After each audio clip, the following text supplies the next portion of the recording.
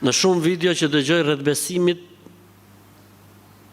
pjesa më e madhe e predikimit të fetvave që dëgjoj është se nëse nuk sillemi në një lloj mënyre, pra nuk themi ato që duhet, apo hajmë gabim, apo flasim gabim, apo shajmë, apo sillemi keq për çdo gjë që një lloj shoqërie në gjykim islam nuk shkon, Zoti do na ndonojë në xhenem. Shumë frikë nëse nuk jemi të bindur ndaj kërkesave që na janë shkruar në Kur'an. Po si u bindëm kësaj kërkese, ose po sollë ndryshe, nga që na kërkohet sipas librit, do të dënohemi në xhenem. Pse predikimi i fesë nuk ka bëhet me dashuri apo me frikë? E ke lexuar mbrapsht vëlla. Ti kur e ke marr Kur'anin me lexu, e ke kthyr mbrapsht. E vërteta është që Zoti thot falja ime nuk ka kufi.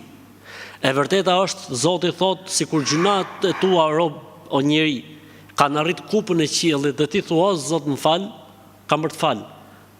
Feja thot dhe Islami thot që nëse njeriu e takon Allahun dhe ka bërë gjuna sa peshon toka, po nuk i ka bërë shok Zotit, pra ka adhuru Allahun një të vetëm, Allahu ka për të falë të gjitha. Nuk është e vërtet që kushdo që bën një gjuna do të shkojë në ferr. S'është e vërtet. Allahu mund ta falë robën e tij pa çun ferr fare. Ky është problemi, se mendja e njeriu do të krahasoj, imagjinoj se çfarë bën Zoti. Pra e llogarit Zotin me veten e vet. Nëse i thuti dikujt mos ma bë këtë, ai e bën, lëshon mbi të ndëshkimin maksimal, por nuk është kështu me Zotin. Nuk është kjo gjë me Zotin.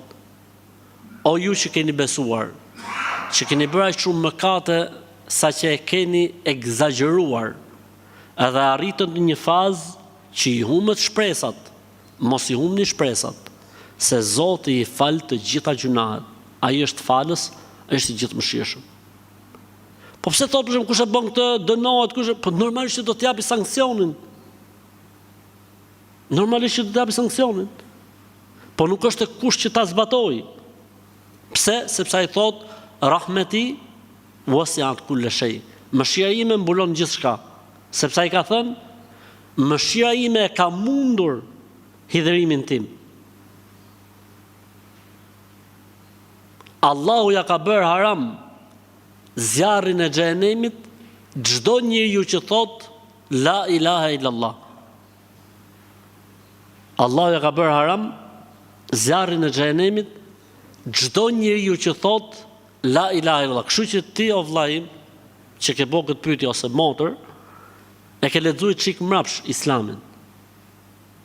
Për këtë arsye në Islam thuhet tekstet dekurajuese nuk lexohen të shkëputura nga konteksti i përgjithshëm i mëshirës së Zotit dhe i mëshirës që predikon Islami, po në të njëjtën kohë edhe tekstet inkurajuese nuk lejohet të shkëputen nga konteksti i përgjithshëm i korrektësisë dhe ligjit.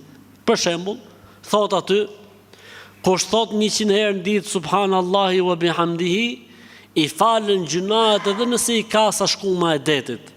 Po mirë, nëse s'fal namaz ky avdalli, edhe thot 100 herë subhanallahi wa bihamdihi.